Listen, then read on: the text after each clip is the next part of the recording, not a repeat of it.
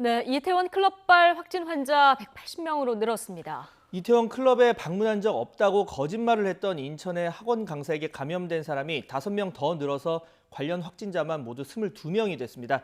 현장 나가 있는 취재기자 연결합니다. 신준명 기자. 네, 서울 이태원에 나와 있습니다. 예, 자 이태원 클럽을 방문했던 인천 학원 강사에게서 감염된 환자 지금 계속 나오고 있군요. 네, 그렇습니다. 제 뒤로 보이는 클럽에서 시작된 이태원 클럽발 집단 감염 확진자는 현재까지 180명입니다. 오늘 오전에만 5명이 더 추가로 확인이 됐는데 인천 학원 강사를 통해서 전염된 것으로 추정됩니다. 이태원 클럽을 다녀온 뒤 지난 9일 확진된 강사 A씨로 인한 감염자들이 계속해서 늘어나고 있는데요.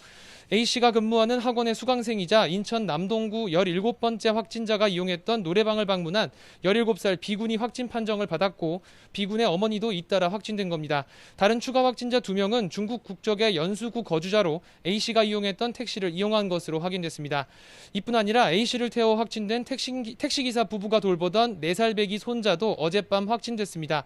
용인시는 이 아이가 인천의 할아버지 할머니 집에서 머물다 옮은 것으로 보고 있습니다. A씨는 확진 당시 역학조사 과정에서 직업과 동선을 숨겼다가 학원과 가정집에서 강의와 과외 수업을 한 사실이 드러나 고발됐습니다. A씨와 관련해 지금까지 파악된 확진자는 모두 22명입니다.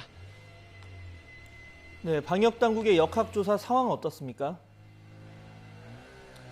네, 이태원 클럽 집단 감염을 일으킨 첫 번째 확진자가 언제 어디서 어떻게 감염됐는지는 아직까지 명확하게 파악되지 않고 있습니다. 다만 방역당국은 지난달 말 한 모임에서 코로나19 바이러스가 전파됐고 그 이후에 이태원 클럽 등을 통해서 확산한 것으로 추정하고 있습니다. 문제는 아직 당시 클럽에 방문했던 사람들에 대한 역학조사는 물론 진단검사조차 완료하지 못했다는 겁니다. 방역당국이 파악한 당시 이태원 클럽 방문자는 4,900여 명이지만 연락이 닿은 건 3,000명이 채 되지 않습니다. 게다가 방역당국이 익명검사를 보장하면서 실제 클럽 방문자가 얼마나 검사를 받았는지도 정확히 파악할 수 없게 됐습니다.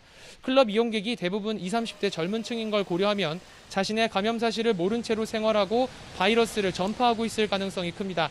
방역당국은 조용한 전파를 막기 위해 환자와 접촉자 파악에 주력하면서 지난달 24일부터 지난 6일까지 서울 이태원 클럽과 주점 등을 방문한 사람들에게 거듭 진단검사를 받을 것을 당부했습니다. 지금까지 서울 이태원에서 YTN 신준명입니다.